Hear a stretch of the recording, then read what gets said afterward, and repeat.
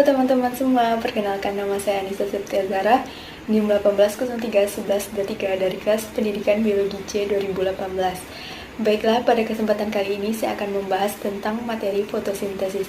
Simak video berikut ya. Baiklah, pada kesempatan kali ini kita akan membahas tentang materi fotosintesis.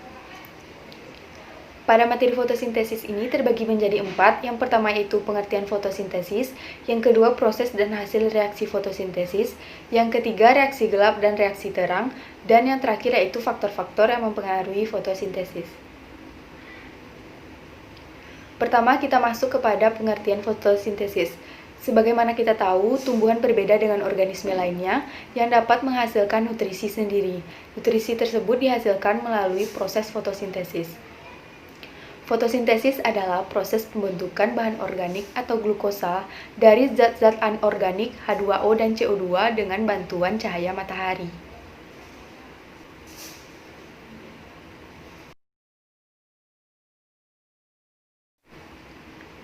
Selanjutnya kita akan membahas tentang proses dan hasil reaksi fotosintesis.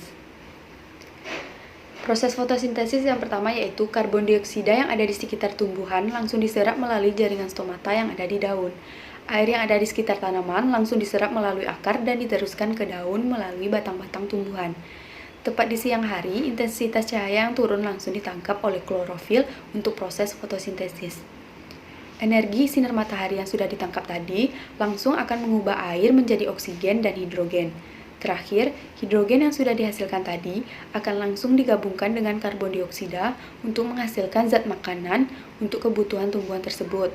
Sisanya, oksigen akan langsung dilepaskan ke udara melalui stomata.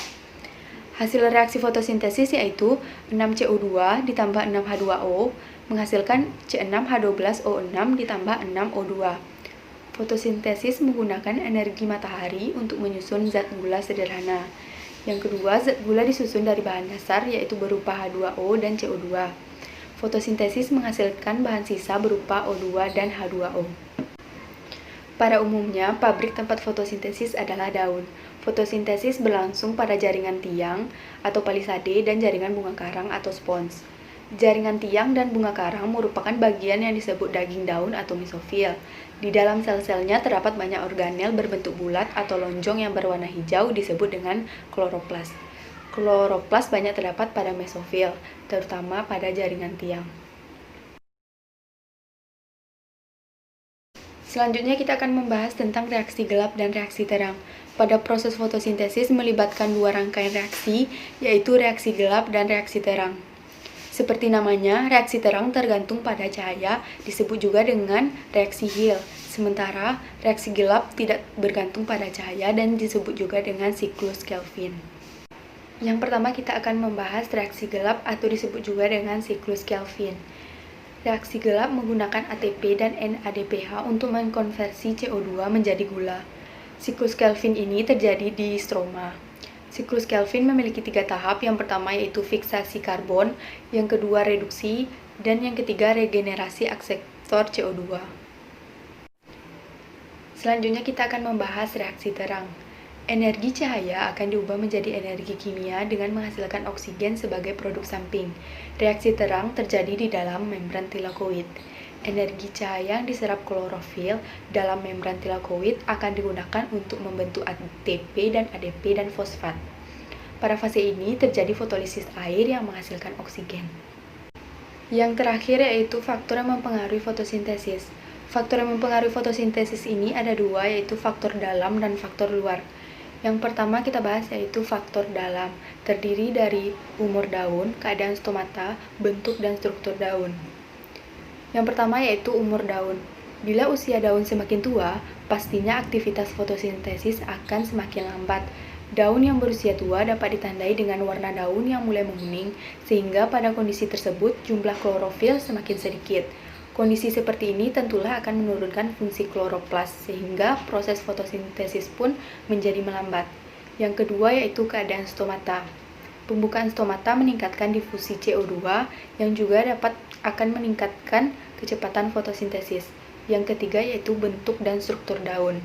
Bentuk dan struktur daun juga dapat mempengaruhi jalannya fotosintesis. Jika tumbuhan mempunyai daun yang berbentuk tipis dan lebar, maka akan mampu menerima cahaya dalam jumlah yang banyak. Selanjutnya kita akan membahas faktor dari luar. Yang pertama yaitu ada CO2 dan O2, ketersediaan air, kelembaban suhu, dan keadaan cahaya. Yang pertama yaitu CO2 dan O2. Semakin banyak kandungan CO2 yang diserap, maka semakin cepat proses reaksi fotosintesis. Semakin rendahnya kandungan O2 yang terdapat di udara dan di dalam tanah akan menghambat terjadinya proses respirasi yang akan menghambat pembentukan energi oleh tumbuhan. Yang kedua yaitu ketersediaan air. Semakin banyak kandungan air yang terdapat dalam tanah, maka semakin cepat reaksi fotosintesis berlangsung. Yang ketiga yaitu kelembaban dan suhu udara. Semakin tinggi suhu, laju fotosintesis semakin meningkat. Demikian juga sebaliknya. Bila suhu terlalu tinggi, fotosintesis akan berhenti karena enzim-enzim yang berperan dalam fotosintesis rusak. Yang terakhir yaitu keadaan cahaya. Semakin rendah intensitas cahaya, maka semakin sulit tumbuhan melakukan proses fotosintesis, dikarenakan energi yang diserap tidak mencukupi untuk proses fotosintesis. Baiklah, itulah hasil penjelasan materi tentang fotosintesis. Semoga bermanfaat.